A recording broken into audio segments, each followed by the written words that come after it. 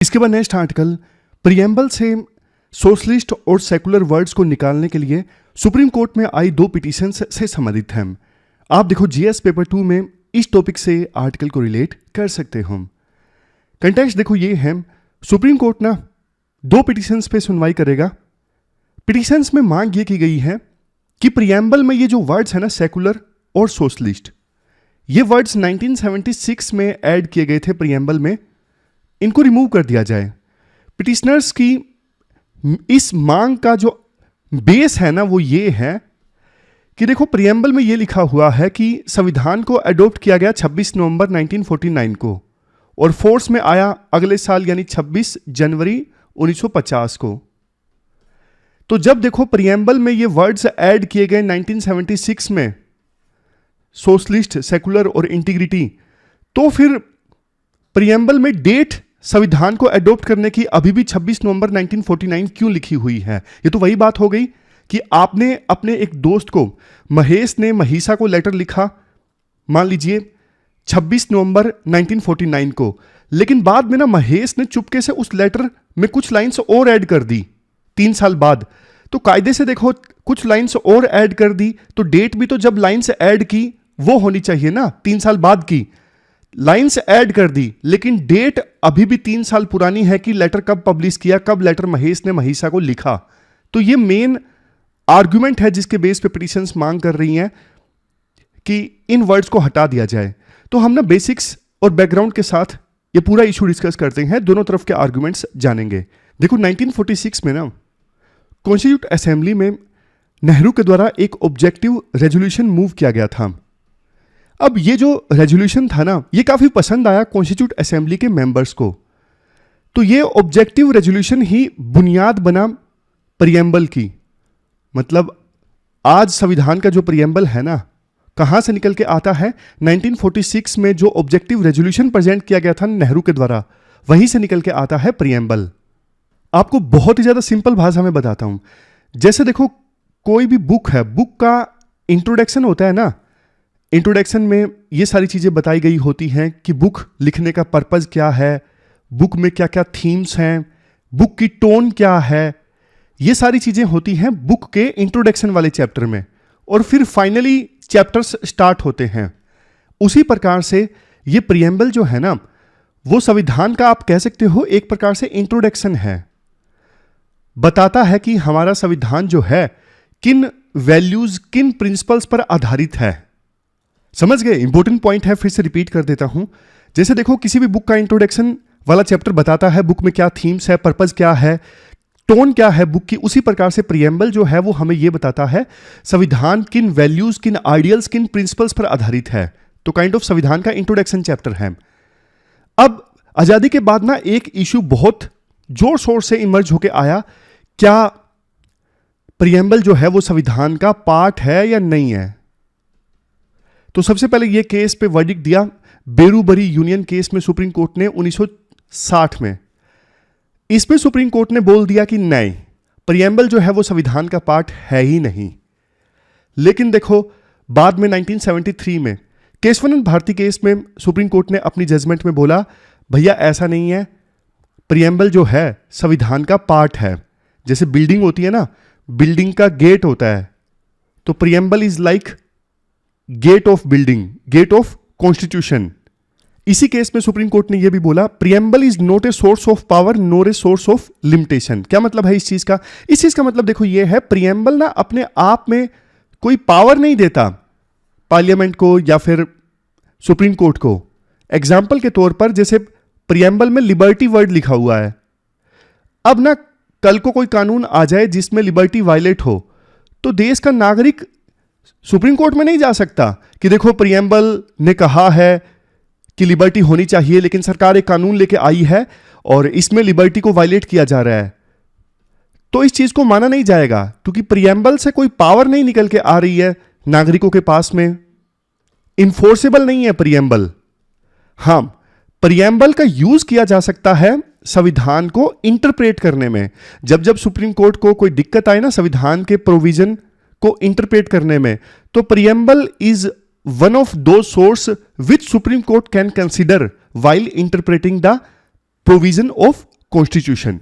समझे? मतलब कल को कोई दिक्कत आए किसी आर्टिकल को समझने में, देखो भाई प्रियम्बल की वैल्यूज क्या लिखा हुआ है, तो प्रियम्बल के हिसाब से इंटरप्रेट करें तो इस प्रोविजन का क्या मतलब है।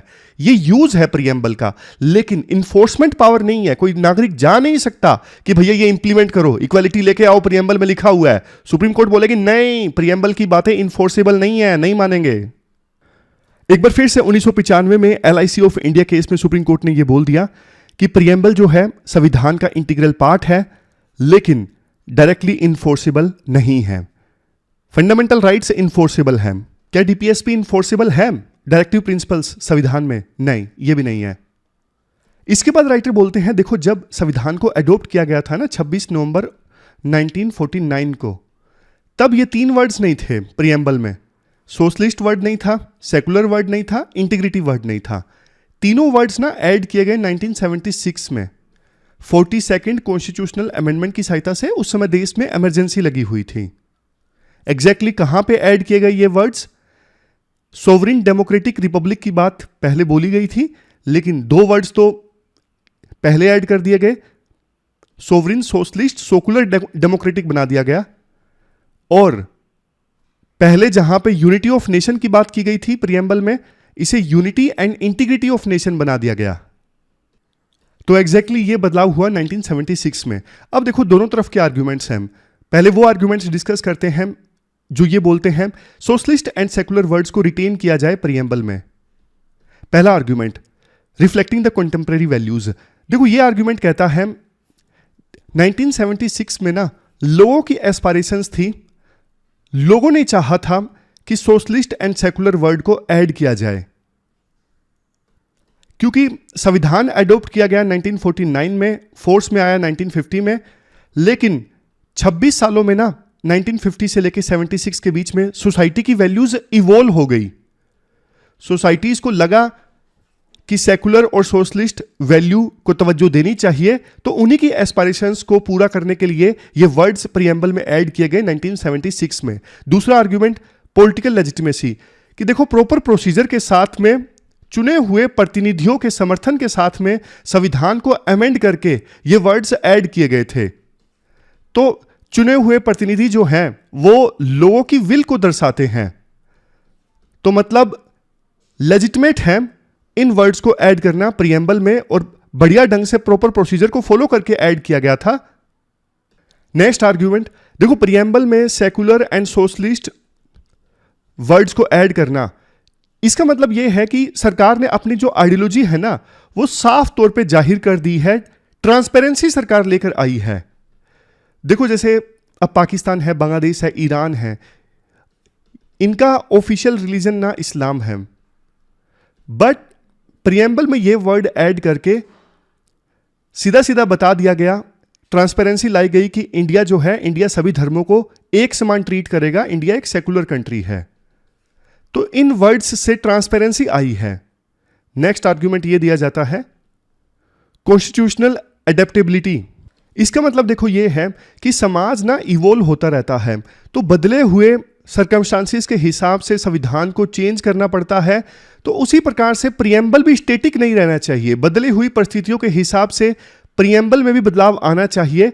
जैसे संविधान अपने आप को अडेप्ट करता है, संविधान में इतनी सारी अमेंडमेंट्स हुई हैं, उसी प्रकार से अगर प्रियम्बल में 2 वर्ड्स 3 वर्ड्स ऐड किए गए बदली हुई परिस्थितियों के हिसाब से, तो इसमें गलत क्या है। नेक्स्ट आर्ग्यूमेंट ये दिया जाता है, देखो सोशलिस्ट वर्ड को ऐड करना एक प्रकार से ना सरकार की कमिटमेंट को दिखाता है।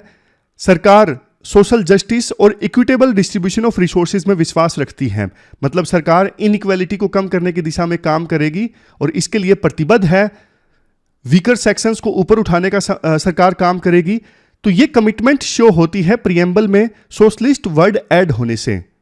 2008 में भी ना सिमिलर पिटीशन सुप्रीम कोर्ट में फाइल की गई थी, तो ना चीफ जस्टिस ऑफ इंडिया थे उसमें KG बालाकृष्णन, इन्होंने पिटीशन को रिजेक्ट कर दिया।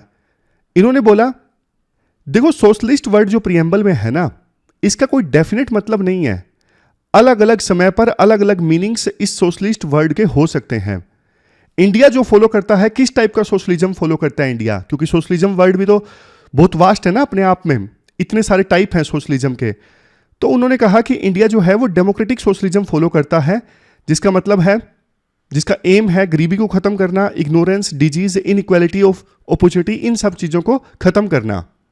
अब देखो दूसरी तरफ के आर्गुमेंट्स डिस्कस करते हैं जो ये बोलते हैं कि सोशलिस्ट एंड सेकुलर वर्ड्स को संविधान से रिमूव कर देना चाहिए। अभी जो पिटीशन फाइल की गई है एक विष्णु शंकर जैन के द्वारा, उसमें उन्होंने ना एक मुख्य बात ये बोली है कि देखो जब संविधान बन रहा था ना, तो उस समय भी कॉन्स्टिट्यूट असेंबली में काफी बार ये प्रपोजल्स रखे गए थे कि प्रियम्बल में ये वर्ड्स ऐड किए जाएं, सोशलिस्ट, सेकुलर, लेकिन हमारे संविधान निर्माताओं ने इसे रिजेक्ट कर दिया था। जैसे एग्जाम्पल के तौर पे 15 नवंबर 1948 प्रोफेसर केटी शाह ने प्रपोज किया था कि secular, federal and socialist nation की बात बोली जाए, बट कॉन्स्टिट्यूट असेंबली ने एक लंबी डिस्कशन के बाद इस आइडिया को रिजेक्ट कर दिया। उसके बाद फिर से 25 नवंबर 1948 को दूसरी बार अमेंडमेंट इंट्रोड्यूस किया गया कि सेकुलर वर्ड संविधान में रखा जाए, लेकिन यह भी रिजेक्ट हो गया प्रपोजल। फिर एक बार फिर से 3 दिसंबर 1948 को तीसरा प्रयास किया गया कि आर्टिकल 18 में सेकुलर वर्ड को ऐड किया जाए, इसे भी कॉन्स्टिट्यूट असेंबली ने डिसमिस कर दिया।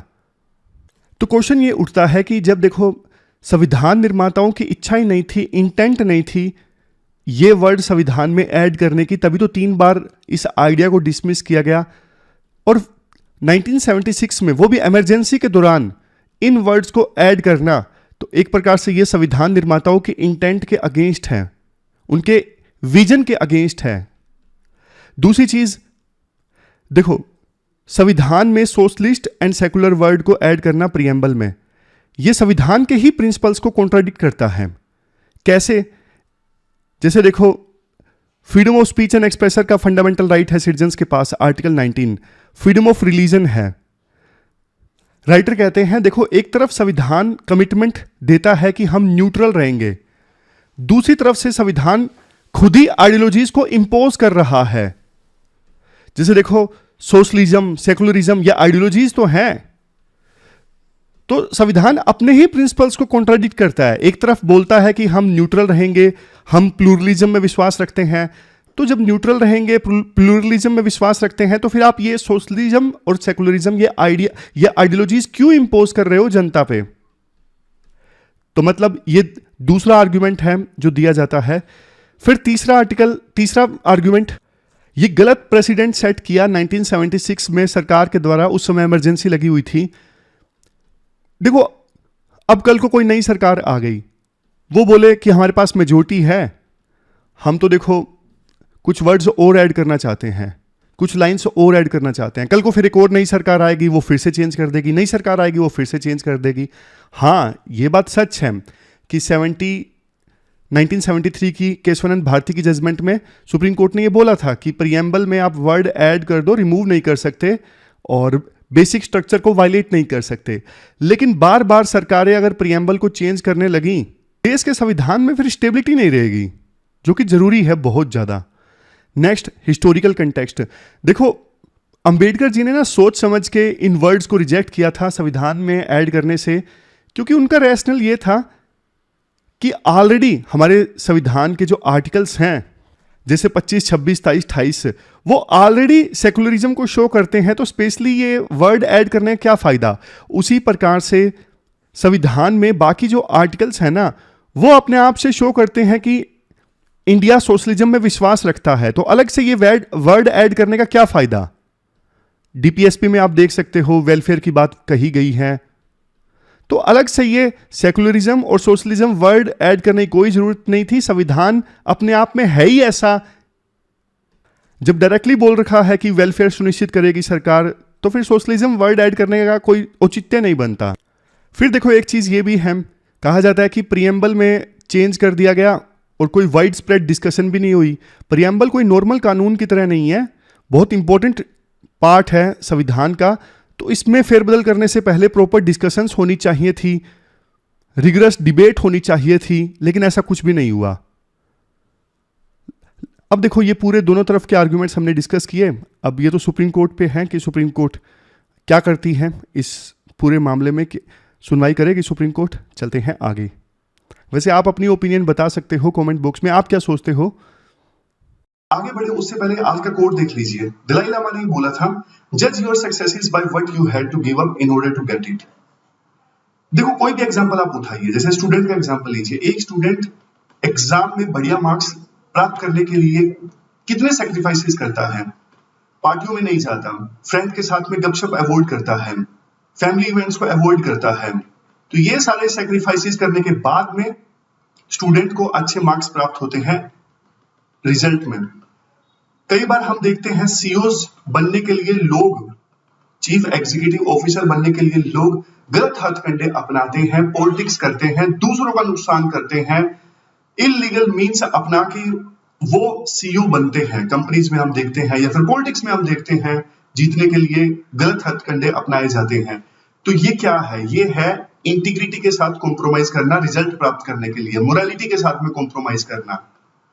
एक पर्वतारोही जिसने देखो अपनी उंगलियां खो दी फ्रोस्ट बाइट की वजह से, लेकिन फिर भी उसने पिनाकल पे वो पहुंचा, शिखर पे पहुंची, समझे?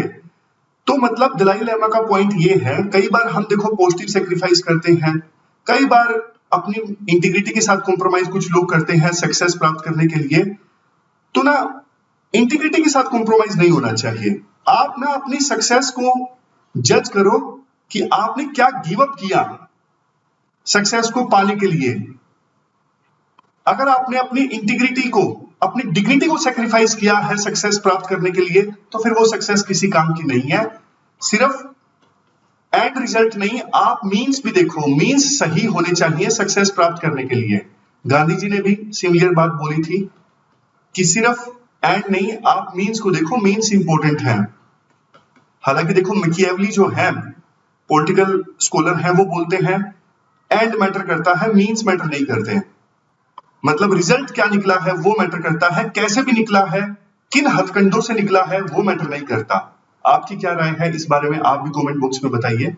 इसके बाद नेक्स्ट आर्टिकल, देश को फर्दर इंटीग्रेट करने के लिए एक इनोवेटिव आइडिया से संबंधित है, जो है तो पुराना लेकिन फिर से इमर्ज होके आया है। आप जीएस पेपर सेकंड में इस टॉपिक से आर्टिकल को रिलेट कर सकते हो। देखो अभी ना नॉर्थ साउथ की पॉलिटिक्स काफ़ी ज़्यादा लाइमलाइट में है। DK सुरेश कांग्रेस के एक MP कर्नाटक से, इन्होंने स्टेटमेंट दी कि साउथ इंडिया के लोगों के साथ में इनजस्टिस हो रहा है। वो ज़्यादा टैक्स पे करते हैं लेकिन सेंट्रल टैक्स पूल से उन्हें कम रेवेन्यू मिलता है। इसके अलावा सेंट्रल गवर्नमेंट की फिस्कल पॉलिसीज के अगेंस्ट केरल के मुख्यमंत्री ने विरोध किया, दिल्ली में प्रोटेस्ट मार्च किया, और कर्नाटक के चीफ मिनिस्टर ने भी एक प्रोटेस्ट को लीड किया दिल्ली में सेम सब्जेक्ट के ऊपर फिस्कल फेडरलिज्म की पॉलिसीज के अगेंस्ट विरोध करने के लिए। देखो 66 साल पहले पार्लियामेंट में एक इंडिपेंडेंट मेंबर थे, उन्होंने ना एक आइडिया प्रेजेंट किया कि देश के साउदर्न पार्ट में भी ना, देश के साउदर्न पार्ट में पार्लियामेंट का एक सेशन ऑर्गेनाइज होना चाहिए। उस इंडिपेंडेंट मेंबर का नाम था प्रकाश वीर शास्त्री, जो गुड़गांव से सांसद थे। उनसे पहले अबुल कलाम आज़ाद, जो गुड़गांव से सांसद थे, उनकी डेथ हो गई थी। तो बाई इलेक्शन में इंडिपेंडेंट मेंबर के तौर पर चुने गए प्रकाश वीर शास्त्री। काफ़ी एक्टिव सांसद थे और 4 बार सांसद रहे प्रकाश वीर शास्त्री। तो इन्होंने ना चुने जाने के 1 साल बाद लोकसभा में एक नोटिस दिया था डिस्कशन के लिए, जिसमें इन्होंने बोला कि देखो लोकसभा का ना एक सेशन 1 साल में देश के साउदर्न पार्ट में, फॉर एग्जांपल हैदराबाद में या फिर बेंगलोर में आयोजित होना चाहिए। दूसरे एमपीज ने भी सिमिलर नोटिस दिया लेकिन उनका एक्सेप्ट नहीं हुआ। इनका यानी प्रकाश वीर शास्त्री का जो नोटिस है वो सक्सेसफुल हो गया था। मतलब इनके नोटिस पे डिबेट हुई। डिबेट में देखो इन्होंने बोला कि अगर देश के साउदर्न पार्ट में कम से कम एक बार पार्लियामेंट का सेशन होगा ना, तो इससे देश का इंटीग्रेशन होगा ज़्यादा बेहतर ढंग से। तो कुछ एमपीज ने इनके आइडियाज़ का समर्थन किया, कुछ ने विरोध किया।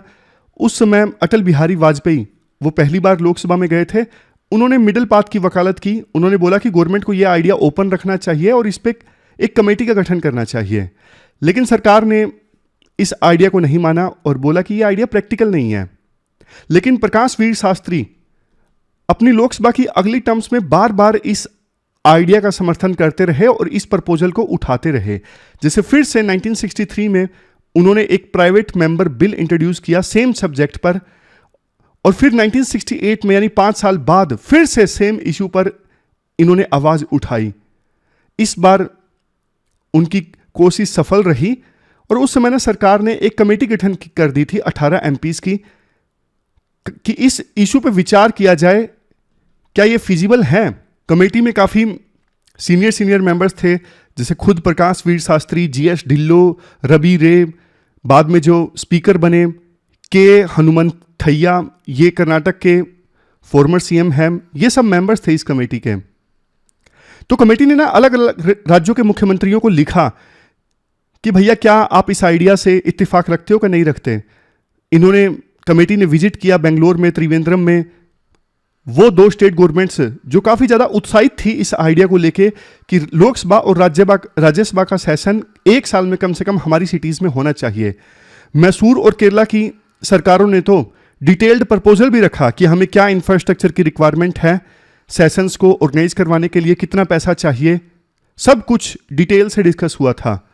केरला ने कहा कि हम आपको फ्री लैंड देंगे। मैसूर यानी कर्नाटक ने बोला कि हमारी नई नई जो विधानसभा बनी है ना, जिसका नाम है विधान सौदा, हम इसमें स्पेस क्रिएट कर देंगे पार्लियामेंट्री सेशन के लिए।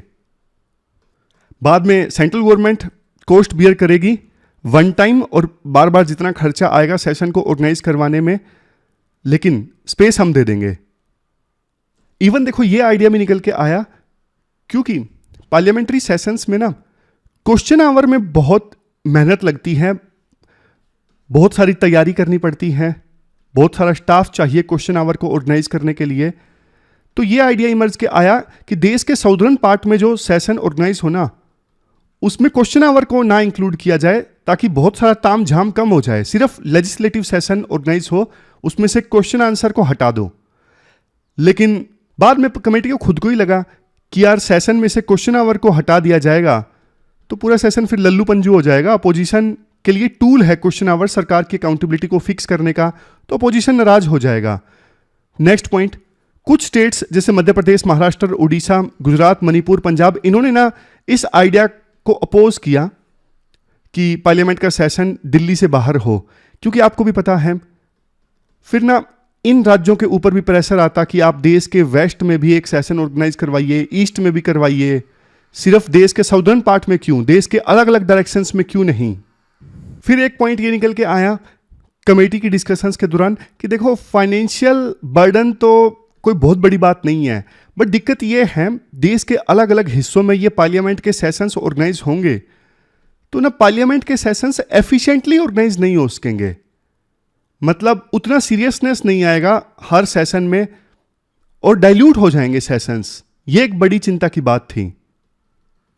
तो कुल मिला के देखो सारे फैक्टर्स को कंसीडर करने के बाद कमेटी ने कंक्लूड किया कि बेंगलोर या त्रिवेंद्रम में पार्लियामेंट का सेशन एक साल में एक बार ऑर्गेनाइज करवाना फिजिबल नहीं है। आइडिया अच्छा है लेकिन इंप्लीमेंट करने लायक नहीं है। अल्टरनेटिव के तौर पे ये बोला गया कि पार्लियामेंट की जो कमेटीज हैं ना, जो 2 सेशंस के बीच में काम करती हैं, वो देश के अलग अलग हिस्सों में बैठ के काम कर सकती हैं। इससे भी देश में इंटीग्रेशन आएगा। और प्रकाश वीर शास्त्री जो बार बार इस आइडिया को उठा रहे थे, वो भी कमेटी की रिकमेंडेशन से सहमत थे। लेकिन ये आइडिया ना अब एक बार फिर से निकल के आया है। अभी पंजाब के गवर्नर हैं बनवारी लाल पुरोहित, उन्होंने सजेस्ट किया है तमिलनाडु जो है वो पार्लियामेंट के विंटर सेशन के लिए वेन्यू हो सकती है। बहुत सर्दी हो जाती है दिल्ली में, सर्दियों के सीजन में, विंटर में, तो उस समय तमिलनाडु में एक सेशन ऑर्गेनाइज करवाया जा सकता है। बनवारी लाल पुरोहित तमिलनाडु के गवर्नर थे 2017 से 2021 के बीच में। तो ये पूरा आर्टिकल हमने डिस्कस किया। चलते हैं आगे। इसके बाद देखो हिंदू में ना आज आर्टिकल आया है गांधी की भगवान राम के बारे में क्या धारणा थी। राइटर का ये मानना है कि गांधी के हिसाब से भगवान राम मंदिर में नहीं है। डिटेल से डिस्कस करते हैं। आप देखो एथिक्स से इस आर्टिकल को रिलेट कर सकते हैं। कई बार यूपीएससी इस टाइप के क्वेश्चन पूछ लेती है। तो राइटर के अनुसार गांधी जी की क्या धारणा थी राम के बारे में, राम नाम के बारे में और राम राज्य के बारे में। जब देखो हम ये बात करते हैं कि गांधी के राम मंदिर वाले राम नहीं है, तो इसका मतलब देखो ये नहीं है कि गांधी टेम्पल वर्शिप के अगेंस्ट थे, नहीं। लोगों का जो विश्वास है ना मंदिरों में, टेम्पल वर्शिप में, आइडल वर्शिप में, गांधी जी उस आइडिया के अगेंस्ट नहीं थे। गांधी जी लोगों के फेथ की रिस्पेक्ट करते थे। बट गांधी का ये मानना था मेरे जो भगवान राम है ना वो अनबोर्न हैं, वो एटर्नल हैं, वो हर जगह पे हैं, वो फॉर्मलेस हैं। गांधी के हिसाब से मेरे राम वो हिस्टोरिकल भगवान राम नहीं है जो राजा दशरथ के बेटे हैं, नहीं। मैं फिर से समराइज कर देता हूं। देखो महात्मा गांधी के हिसाब से, मतलब उनके हिसाब से, उनके खुद के शब्दों में, my Ram, Ram of all our prayers is not historical Ram, son of Dashrath, king of Ayodhya. Gandhi ji कहते हैं मेरे जो राम है वो एटर्नल हैं, अनबोर्न हैं, ऐसे हैं जो हर जगह पे हैं, जो बिना किसी फॉर्म के हैं। गांधी देखो थोड़ा स्पिरिचुअलिज्म में ज़्यादा विश्वास करते थे। गांधी जी के अनुसार भगवान राम का मतलब ये है, ये सारी वैल्यूज, एटर्नल प्रिंसिपल्स जैसे सत्य, धर्म, शांति, प्रेम, अहिंसा, भगवान राम को पाना मतलब इन सभी वैल्यूज को पाना। इसके बाद ये तो चलो हमने बात की गांधी के हिसाब से भगवान राम का क्या मतलब है। अब राम नाम का क्या मतलब है, इसमें भी गांधी ना स्पिरिचुअलिज्म का टच देते हैं। वो बोलते हैं कि देखो राम नाम को जपना एक प्रकार से ये एक रिमेडी है फियर को एड्रेस करने की। जैसे 3 इडियट्स में आमिर खान बोलते हैं ऑल इज वेल, तो गांधी बोलते हैं राम नाम को जब मैं जपता हूं तो मेरा डर दूर हो जाता है। और जब गांधी बात करते हैं ना राम राज्य की बात जब गांधी करते हैं तो उनका मतलब हिंदू किंगडम से नहीं है। गांधी कहते हैं एक ऐसा राज्य है जहां पे देखो सभी को जस्टिस मिले, मतलब सभी जस्टिस को आसानी से एक्सेस कर सकें, सोसाइटी इक्विटेबल हो, सभी की डिग्निटी इंश्योर हो। तो ऐसे राज्य का निर्माण का मतलब राम राज्य से था गांधी का, ना कि हिंदू किंगडम। लास्ट में एक और चीज़, जब गांधी देखो ये बोलते हैं ना कि पॉलिटिक्स में रिलीजन जरूरी है, तो गांधी ना इसमें भी थोड़ा स्पिरिचुअलिज्म लेके आते हैं। वो बोलते हैं कि अगर देखो पॉलिटिक्स में धर्म आएगा तो पॉलिटिशियंस ना प्योर पावर के पीछे नहीं भागेंगे। पॉलिटिक्स में धर्म का आना, ड्यूटी का आना, तो मतलब पॉलिटिक्स में ये सारी वैल्यूज आएंगी, सत्य, धर्म, शांति, प्रेम, अहिंसा। लेकिन देखो गांधी थोड़े ज़्यादा ही आइडियल हो गए और राजनीति में धर्म का आना ये एक प्रकार से रेसिपी फॉर डिजास्टर है। आज कैसी पॉलिटिक्स होती है ना सिर्फ इंडिया में बल्कि विभिन्न देशों में, आपको पता है धर्म का इस्तेमाल होता है अलग अलग पॉलिटिकल पार्टीज के द्वारा पॉलिटिकल पावर को कैप्चर करने के लिए। लेकिन गांधी की सोच थोड़ी अलग थी। वो ये मानते थे कि पॉलिटिक्स में धर्म के प्रिंसिपल्स पर चलेगी तो पॉलिटिक्स प्यूरिफाई हो जाएगी। लेकिन ये बातें ग्राउंड लेवल पर इम्प्लीमेंटेबल नहीं है आज के समय में, तो खास करके। तो ये देखो राइटर ने अपने व्यूज़ प्रेजेंट किए कि गांधी का ये मतलब था।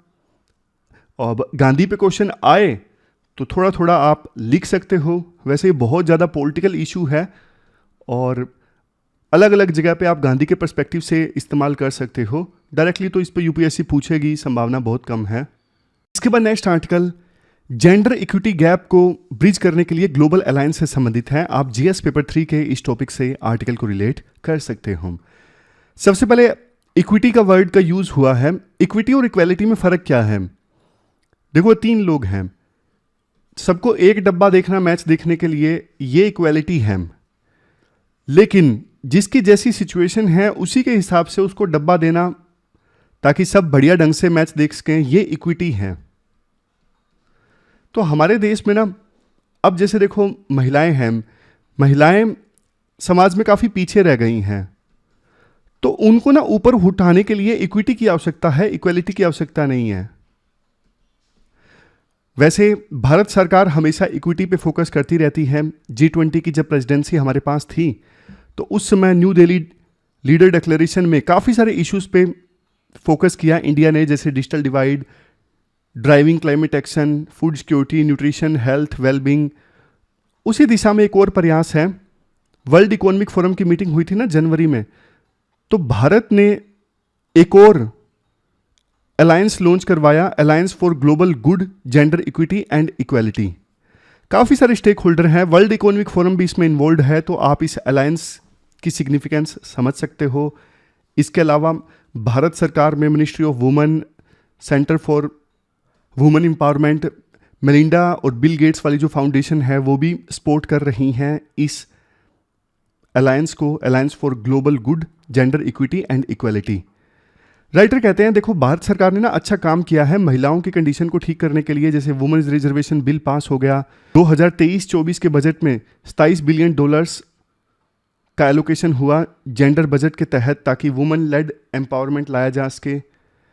इसके अलावा बजट में लगातार इजाफा हो रहा है, महिलाओं का जो पार्टिसिपेशन है लेबर फोर्स में वो इंक्रीज़ हुआ है। ये देखो पहले 2017-18 में 23.3% था और 2022-23 में बढ़ के 37% हो गया है महिलाओं का लेबर फोर्स में पार्टिसिपेशन। स्टेम कोर्सेज में साइंस, टेक्नोलॉजी, इंजीनियरिंग, मैथमेटिक्स, इन कोर्सेज में महिलाओं का इनरोलमेंट बढ़ा है, 43% हो गया है। ये देखो वर्ल्ड में हाईएस्ट इनरोलमेंट रेट है। इसके अलावा सेल्फ हेल्प ग्रुप से महिलाओं को एम्पावरमेंट मिल रहा है। 83 lakh self help groups active हैं, जिससे 9 करोड़ महिलाएं पार्टिसिपेट कर रही हैं। ये डेटा देखो आप इस्तेमाल कर सकते हो महिलाओं के एम्पावरमेंट से संबंधित आपको कुछ लिखना हो तो मतलब देखो अब ग्लोबल लीडर्स भी ना इंडिया की इस सक्सेस को एक्नॉलेज कर रहे हैं। ये अलायंस जो है वो इंडिया की ग्लोबल लीडरशिप का एक और बढ़िया एग्जाम्पल है। मतलब इंडिया की ग्लोबल लीडरशिप के बारे में कुछ लिखना हो तब भी आप इस अलायंस का एग्जाम्पल दे सकते हो। ये अलायंस देखो एक ऐसा प्लेटफॉर्म होगा जिसमें अलग अलग देश, अलग अलग इंडस्ट्रीज बेस्ट प्रैक्टिसेस को शेयर कर सकती हैं कि महिलाओं को कैसे एम्पावर किया जाए, कैसे लीडरशिप रोल दिया जाए, कैसे बेस्ट महिलाओं की लीडरशिप को निखारा जाए। तो प्लेटफॉर्म एक प्रकार से ना विभिन्न प्लेयर्स के बीच में एंगेजमेंट का काम करेगा, इंटरेक्शन का काम करेगा। विभिन्न देश काफ़ी कुछ सीखेंगे, इंडिया ने कैसे काम किया है महिलाओं की एम्पावरमेंट के लिए, उनसे सीखेंगे विभिन्न देश, क्योंकि इंडिया बेस्ट प्रैक्टिसेस को इस अलायंस के प्लेटफॉर्म पे शेयर करेगा। तो कुल मिला के लास्ट में बोला जाता है कि इंडिया की जो कमिटमेंट है वासुदेव कुटुंबकम की, one earth, one family, one future, उस पे खरा उतरते हुए इंडिया ने ये अलायंस लॉन्च किया है और सबका साथ, सबका प्रयास, सबका विकास की तरफ इंडिकेशन देता है ये अलायंस। तो ये कुछ पॉइंट्स आप यूज कर सकते हो मेंस की आंसर राइटिंग में। लास्ट में क्वेश्चंस देख लेते हैं। अब क्वेश्चंस देख लीजिए जो आपको अटेम्प्ट करने हैं। प्री के देखो 2 क्वेश्चंस आपको अटेम्प्ट करने हैं। ये 2021 में पूछा था। एग्जैक्ट कॉन्स्टिट्यूशनल स्टेटस क्या था 26 जनवरी 1950 को, बताइए। 4 ऑप्शंस हैं, सोच लीजिए आंसर। फिर ये क्वेश्चन यूपीएससी ने पूछा था 2020 में। प्रिएम्बल जो है संविधान का क्या है? संविधान का पार्ट है लेकिन कोई लीगल इफेक्ट नहीं है। बाद में और ऑप्शन है, ध्यान से पढ़िए और इसका भी आंसर सोच लीजिए। दोनों के आंसर बताता हूं मैं। ये 2 मेंस के क्वेश्चंस आपको अटेम्प्ट करने हैं, दोनों 250 वर्ड्स में। pwonlyf.com पे जाके आप इन दोनों क्वेश्चंस का आंसर दे सकते हो। पीवाईक्यू के आंसर आपको देता हूं। इस क्वेश्चन का आंसर 4 है और इस क्वेश्चन का आंसर बी है, सोवरेन डेमोक्रेटिक रिपब्लिक। क्योंकि ये वर्ड तो बाद में ऐड किए गए ना, सेकुलर, सोशलिस्ट, ये वर्ड बाद में ऐड किए गए, तो बी स्टेटस था। तो ये थी हमारी आज की डिस्कशन कैसे लगी आप कमेंट बॉक्स में बताइए। ख्याल रखिए अपना। कल मिलते हैं फिर से एक नई डिस्कशन के साथ। Thank you very much for discussion.